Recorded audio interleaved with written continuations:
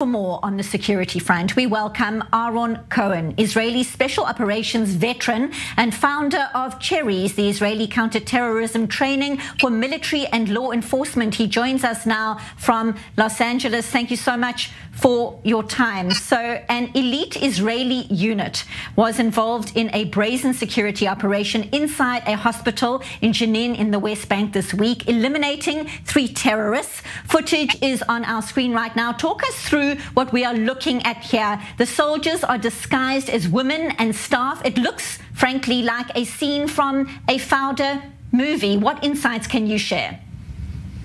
Well, so I served in a Mista'Aravim unit, which is what this was called. Mista'Aravim in Hebrew is the Israeli conjugation of the Arab term Mista'Arabim, which goes back all the way to the 40s.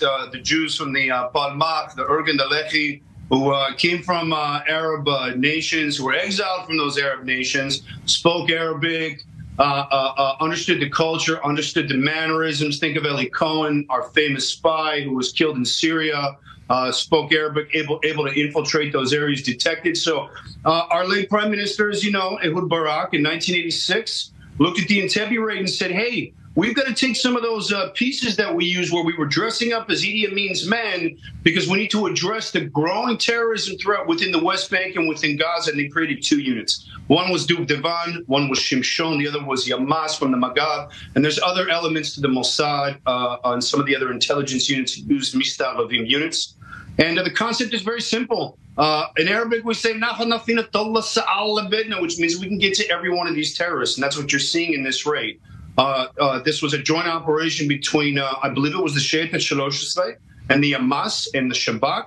They ended up dressing up as medical technicians. And the real weapon here, just so your viewers understand, it's not the M16s you see being produced, which were obviously used. It's disguise. The face is the weapon of the Mista'Aravim, and it allows you to infiltrate undetected, get into the hospital, and be able to carry out a targeted assassination or arrest.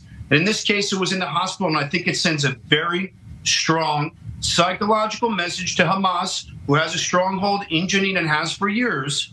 Hospital use will not be tolerated by terrorism to plan and target Israeli civilians like we saw on October 7th.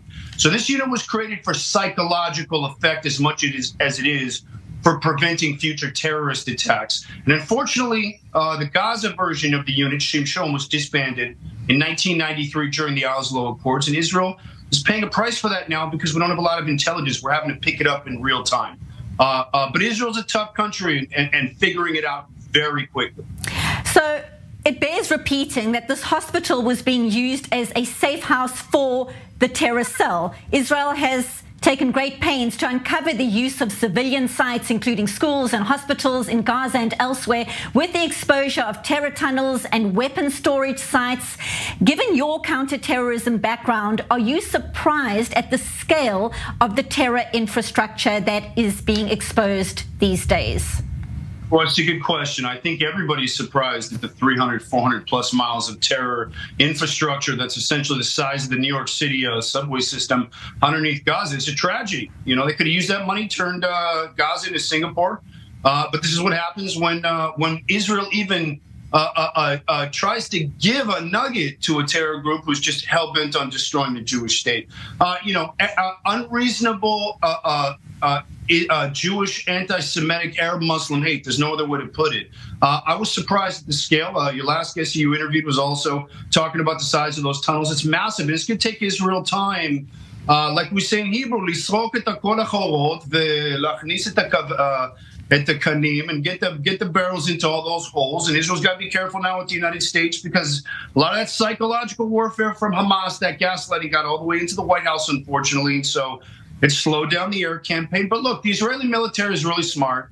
Glilot, our intelligence agencies are really smart, and Israel's doing a rolling campaign, an incredible rolling campaign, which Israel's dismantled thousands of Hamas fighters in 100 days. So, you know, they're breaking records as far as killing terrorists, but it's going to take time. They could be in there for another year clearing out those tunnels, getting those units and getting those barrels in there, which is very dangerous. And we've seen a lot of footage surfacing of these shootouts and these itakliot, as we say in Hebrew. But Israel's very good at this. It's not our first rodeo. And we've been dealing with terrorism for a long time. And lessons are being learned very, very quickly. And there's a lot of all-stars, from Sheldog to the Duvdevan, the Commando Brigade, to the Kalbiar, the O-Kids unit. Everyone's performing beautifully. And hopefully they'll be at a deal on the table soon where some of these hostages can get released.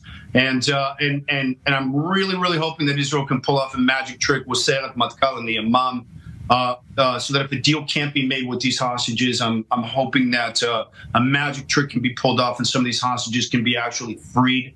I don't know if that's the case, but Israel's tough, and she could be just fine. It's just a matter of it may take 6 to 12 months to clear out Gaza, and then get the right leadership in place to be able to attempt to partner with some type of Palestinian leadership that isn't poisoned with blood. So let's, fingers crossed. Let's see what happens. Certainly the whole nation waiting for positive news in terms of getting all the hostages home. Aaron Cohen speaking to us live from Los Angeles. Thank you so much for your time and your insight.